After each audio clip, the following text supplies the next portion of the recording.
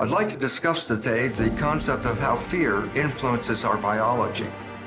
What we understand from the nature of epigenetics is that the composition of the blood is actually what controls our genetic activity.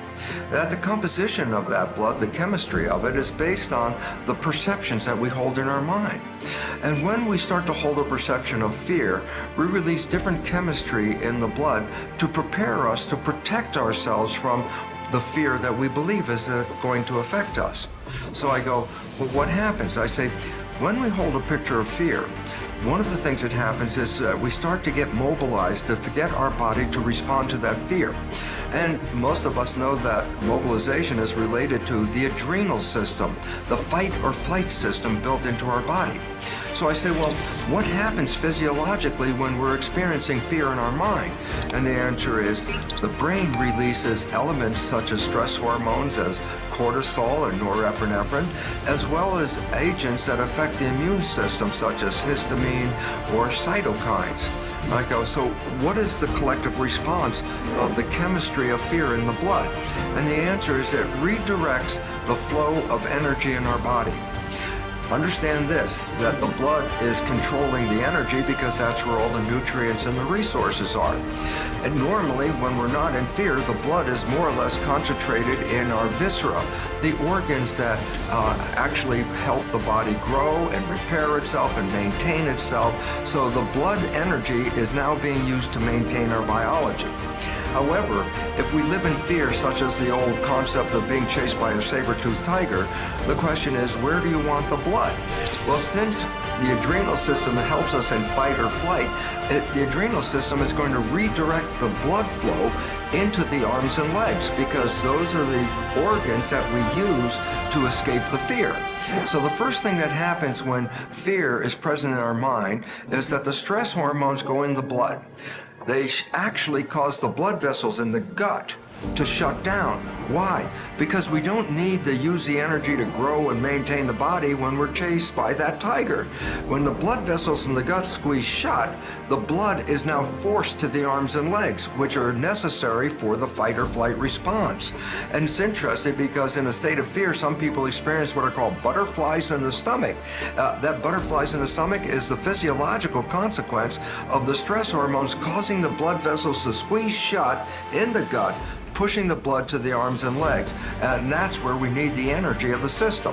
So number one, when you're living in fear, you shut down the growth and maintenance of the body as you prepare for fight or flight.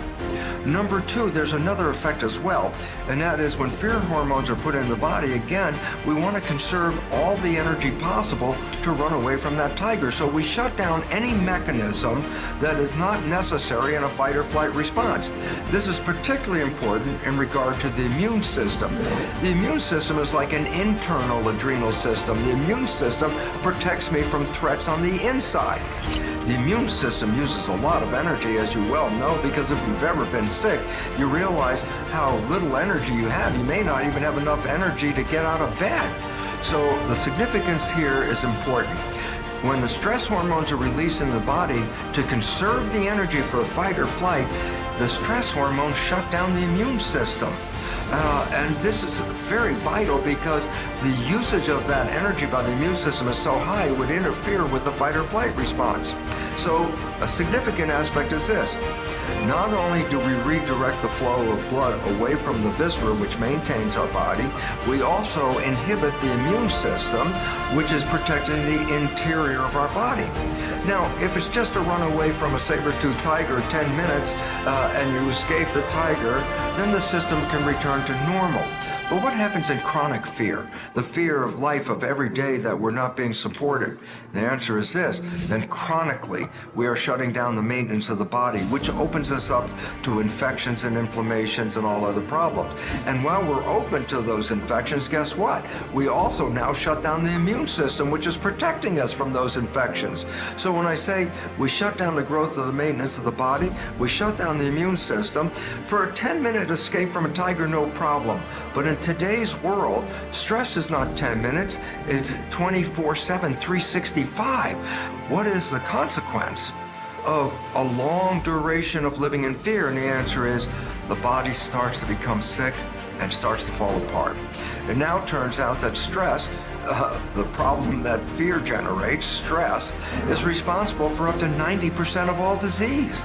And so while we were thinking genes were causing the diseases, no, it's the consequence of stress and the chemical consequence of that, shutting down growth, shutting down the immune system, opens up the body for a failure. And this is why disease is the result of chronic fear. So the relevance is this: we have to learn to let go of the fear. We have to recognize that most of the fear is just programming, people scaring us with beliefs about this is going to happen and that's going to happen. And when we hold those beliefs in our mind, those beliefs are translated into the chemistry of stress, which then impacts the body in a very negative way. So consciousness needs to change. We have to stop the fear thoughts. We have to switch into healthier thoughts. So if there's a picture of fear, this is actually debilitating you. So in your mind, every time a fear comes up, if you change it into some other story, change it to some other vision, change it into visions of happiness, joy, anything you would rather do, because the fear itself is the cause of the illness, and the fear is a result of consciousness. And it's not actually real in most cases. It's a belief.